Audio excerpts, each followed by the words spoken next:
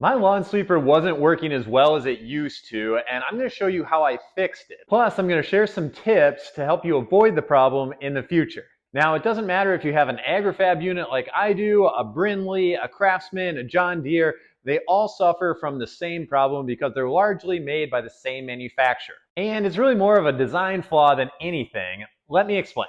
This fall, I noticed that my sweeper wasn't picking up leaves as well as it used to when it was new, and it was leaving a lot behind. I wanted to take the wheels off and look at the gear mechanism, and to do that, I put it up on jack stands and removed the collection bag off of the back. Turning the wheels by hand, I could feel that there was resistance and that the brushes weren't moving with the wheels the way that they should. To remove the wheels, first pry off the cap to uncover the bolt. Using two 14mm sockets, or 9/16 in Freedom units, remove the bolt and slide the wheel off. With the wheel off, you can see the metal gear that's responsible for the brushes turning. And that thing's fine because it's metal, so it'll last forever. Looking at the wheel, however, the problem is fairly obvious. The plastic molded gear teeth have worn down past the point where they're engaging with the metal gear correctly. So therefore, the brushes aren't really turning with the wheels. If the teeth of the wheel can't mesh with the metal sprocket, the sweeper won't work. And if it's only partially engaging with the metal sprocket, the sweeper will work, just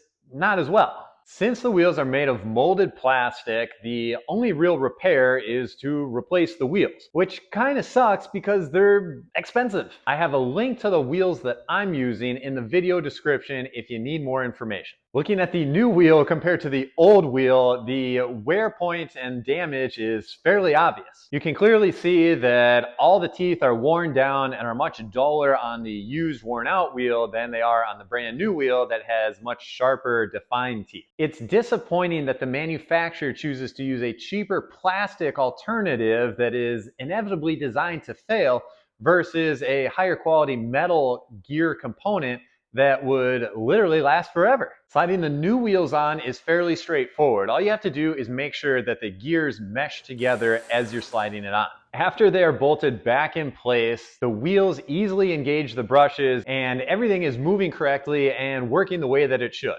Problem solved. But to avoid this problem in the future, you need to keep two things in mind. Number one, brush height makes a huge difference. If you look at the warning sticker on the product itself, it actually has some recommendations about where to set your brushes. And the height of the brushes is adjustable depending on how long your grass is, but no matter the length of the grass, the brushes should only extend about a ½ inch into the tops of the grass blades. Now, if you're like me, you tend to do the opposite of this. You adjust your brushes all the way down so that the sweeper actually sweeps better. It's tempting, I know, but the added resistance of having to move the brushes through the longer grass actually causes premature wear to that plastic gear on the wheel itself. That's what wears out. So don't be an idiot like me and drop the brushes all the way down and try to pick up acorns off the ground. It's just not worth it. The second thing to keep in mind is to slow down. You have to watch your speed when you're pulling the sweeper. There's a warning sticker about that too.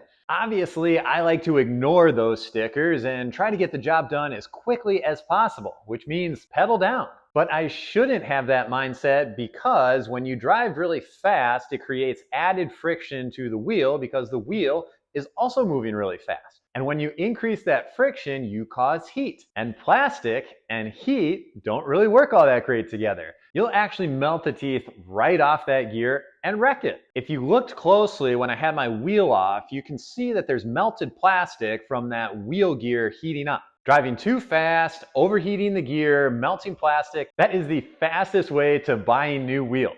So follow those two rules and you'll get years of enjoyment out of your lawn sweep. Habitually disregard both of those rules and you get to buy new wheels every season like me. What is your favorite way to pick up leaves in the fall? Let me know in the comments down below. And if you like this video, think about subscribing to the channel.